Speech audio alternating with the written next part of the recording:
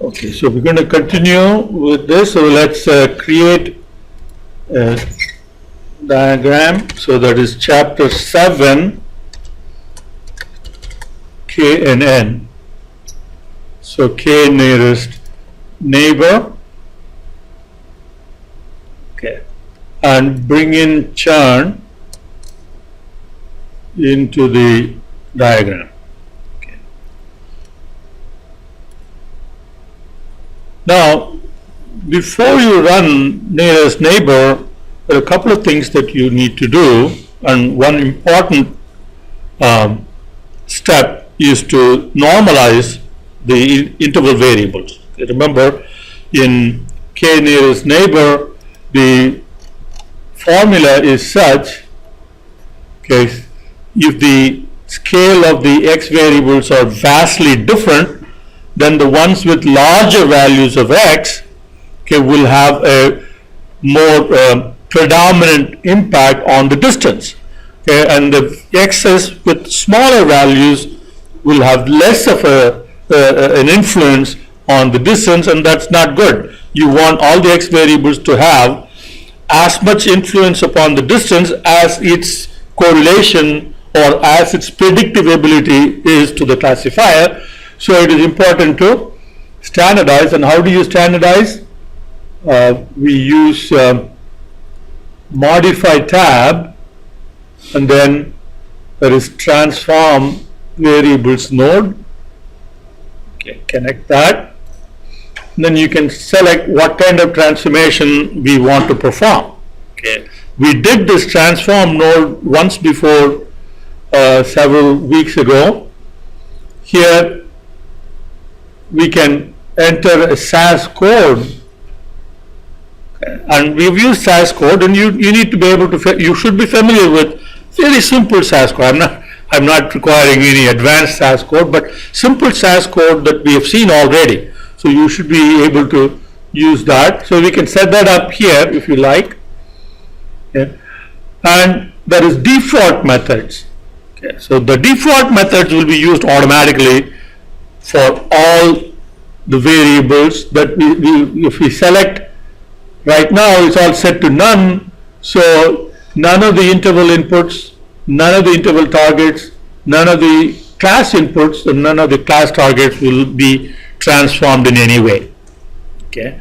Now what we're going to do is to set the interval inputs. Okay, so that's your numerical predictors. Okay, so we're going to set that to standardize. So this means all the interval inputs, okay, will be automatically standardized. Okay, and that's what we want. So now if you run that, then all the input variables will get standardized, and then the standardized variables is what will be used from this point onwards. The original values will not be used. Okay. And you can see that here, see the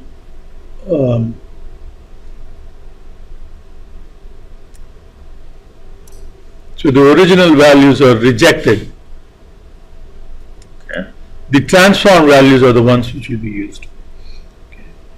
Now one more thing that is important is that the variables should be what is called orthogonal. Orthogonal meaning, they are kind of independent. The variables are independent, and one way of ensuring that is to create principal components of the variables, and that will also convert all the variables to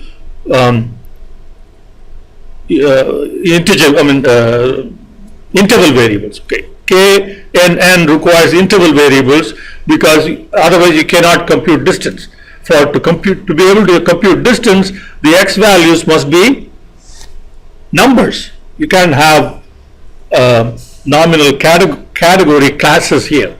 It has to be numbers, and this ensures that. Okay, you create principal component analysis node, and you change this to covariance.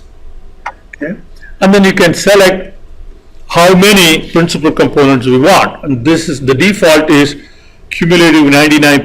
99% of the variance that is present in the predictors, okay, is to be retained in the principal component analysis.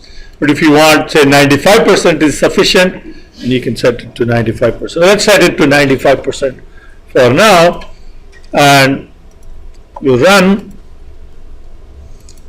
Then when you look at the results and you see how many principal components, see there are totally lots of variables here, because we have state, which is 50 values, and that would have been converted into 49 dummy variables and so on. So it's about a little less than 20, that is 19, I think. 19 principal components are sufficient to catch 95% of the variance. So here, so you get to 95% right here. So the 19 principal components. If you want 99%, then that would be 52 principal components. Okay. Let's keep 95%. So that which means 19 principal components will be used coming out of the principal components node. Next item is to partition the data, and suppose we want to partition the data into 60, 40,